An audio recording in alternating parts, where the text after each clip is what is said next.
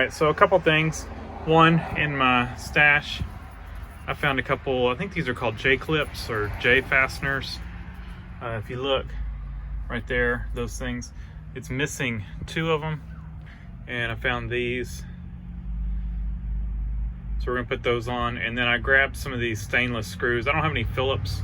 This had Phillips on it, but they were Phillips and they're pretty rusty. They were originally chrome plated. And I'll probably get some Phillips head, but for now we'll use those stainless flatheads and put the dash in with those. But before we do that, one thing I did find, or two things. One, we're gonna put the ignition switch, we're gonna go ahead and mount it, but I got to get the dash in first because of this anti-lock thing. And I went ahead and rechecked everything, and that wire that was causing the anti-lock to turn on, I hooked that up to the, moved it from the accessories side to the ignition side, because I feel like that's where that should run. And so the back lights are on the accessory. There's two wires, I don't know what they do. Those are on accessory. And then I went ahead and just put the fan, the fan motor and all that stuff on accessory as well. I was kind of running out of key positions unless I started, you know, tying wires together or something. But so I think our next, we're gonna swap out this amp meter for a voltmeter. This is just one that I had, and I think it'll look pretty good in there. I mean, it's not gonna match perfect, but if you look, the amp meter doesn't match. It may be an SW, but it doesn't say SW on it like these. And these are not SW. Oh, they are. They're Stuart Warner, but they're red faced or red dial, and these are white dial. So I mean, they don't match anyway. And I already had this one, so, and I was not using it for anything. So we're gonna put that one in there. This amp meter is hooked up correctly.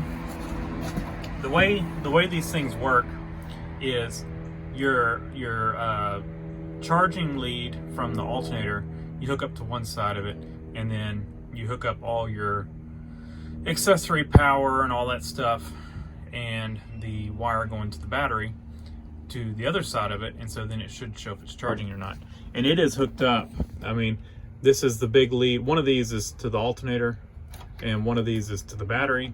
All that is hooked up correctly, and then you can see this is probably the battery side. I don't know why they hooked on this wire here on this side, but most of your leads are coming off of here. That is correct. I don't know why it's not working.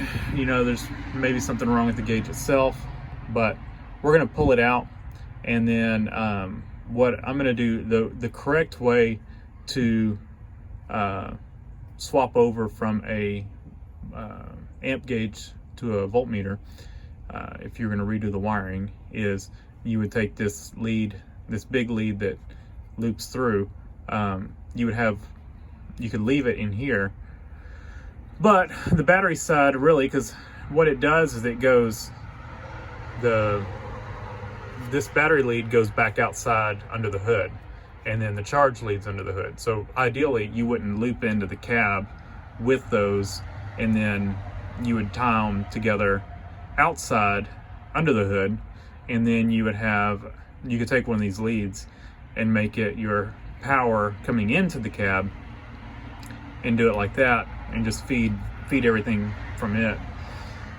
So, you know, we're not going to redo everything here for now. This thing needs all the wiring gone through. So for now, I'm going to take these off, and we're going to tie them together. And I've got some copper or brass bolts, and so we're going to tie them together, bolt them together, and then we'll wrap them real good with that real good insulating tape, the real rubbery stuff, and then cover that with some regular tape. And that'll be a good fix for now, but not long term. Long term, I want to rewire it and do it correctly.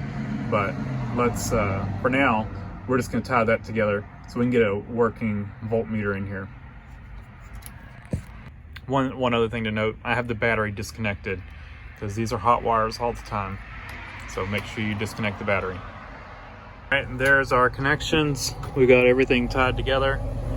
And let me tape this up.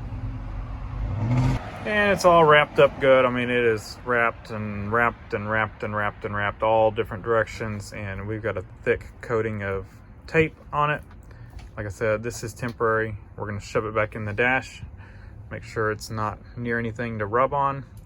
And we'll pull the rest of the gauge out. All right. So for power, what we need is, you can see we're looping power through the gauges, and this is switched power, which is what we want. That's why we don't tie into that with the voltmeter.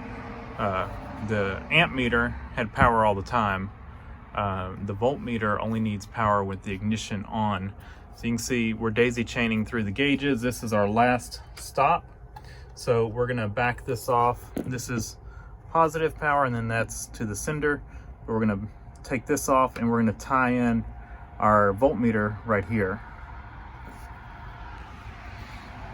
All right, power's hooked up in there. You can see. And then ground, I came down here. It looks like they were already grounding here for some stuff. So I grounded right there. And so we are ready to tuck this back in. Now for dash lights, I definitely figured out that these are aftermarket gauges. And one of the reasons I know that is, look, for dash lights, originally, it had just a bulb here, and it probably had a window cut out in the gauges that would light up. And that is not, none of these gauges have a hole like that. And they have their own bulbs, which are not hooked up. That one down there has this one, and then under the dash I found this one, which snaps in to this one. No, it doesn't snap in there. I don't know where that goes, but it does not fit there. So I think what we're gonna do is just leave these alone for now, and I'm gonna put that in the glove box. I'm not sure which one that's supposed to go on, but we'll have to figure out dash lights for these 3 gauges at some other time. And it's looking good. I think that gauge looks pretty good. I mean, it matches pretty well. It's not perfect, but it's at least black faced, chrome trim, and white needle. And I already had it, so that was the main reason to put it in there. I had it, didn't have to buy it. I probably will get a Stuart Warner gauge, or I may look out for some gauges here, or if I can't get this fuel gauge working and I deem this fuel gauge is bad, I might just replace all of them. I kind of would like to have orange needles just because the TAC and Speedo do, but you know, we'll see what we can find. Air pressure gauges work. I guess while I had this apart, I should have looked at the blinker, but I'm not too worried about that right now. I guess I could look and see if there's a bulb I could easily check. Let me do that. And also put the J clips in here. You can see J fasteners. I think that's what they are. And this is the ones that are already there. That's one that I had, and then one that I had down there. It's good to have an assortment of stuff like that for when you're doing stuff like this and you just run across stuff. You don't have to run to the hardware store. So I'm gonna check this bulb. Can't remember if it's this one or this one. I'm gonna hook power back up and see which one works and which one doesn't, and see if I can easily fix that while the dash is out. Then that would be everything on the dash working except for the fuel gauge and these 3 dash lights. Can't remember if those work. All right, can you see what the issue is? There's no bulb housing. No wonder it doesn't work. Now, where is it? I mean, it should be under here, right? If you look at this side, See, that one's got, that's what it should look like.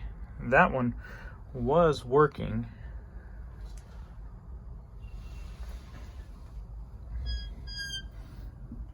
Now where is this one? Hey, it's like blending in or something. I don't see it. Let me I guess get up under the dash and look from underneath. See if I see it, but I do not see it. We got like some wires that are taped up and no idea what this stuff is, but some stuff not connected. You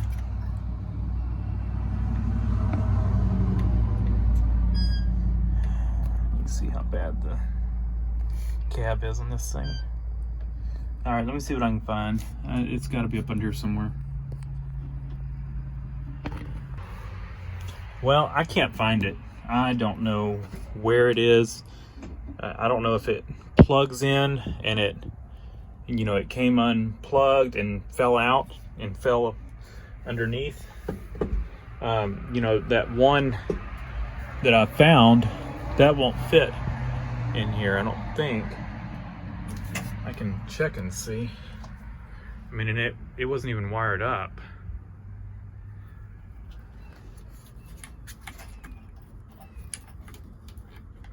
No, it won't fit in there either. So I don't know.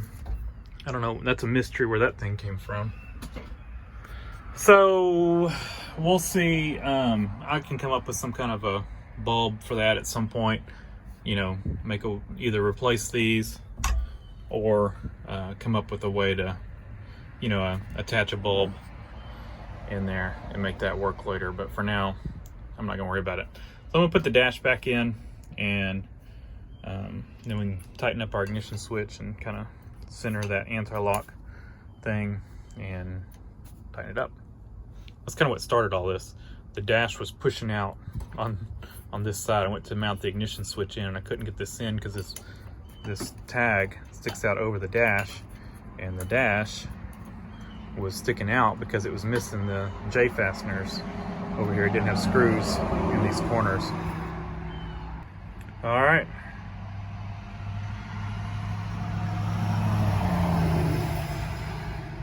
Much better. Doesn't that make it look much better? The dash isn't partially hanging out or flopped out, and got all the fasteners in it.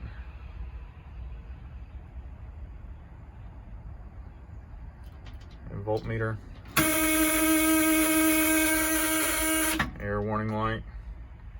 And I think that blinker.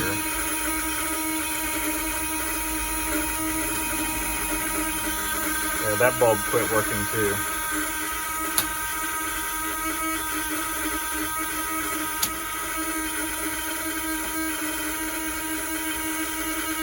We're gonna have to figure out the fuel gauge, see if we can get that thing working. But I like that. Little improvements go a long way. Well, gas gauge isn't working, but the volt gauge is. So our volt gauge is working nicely. Oil pressure gauge is working. Water temp is working. Tach's working. Speedo works. Odometer, I think, works.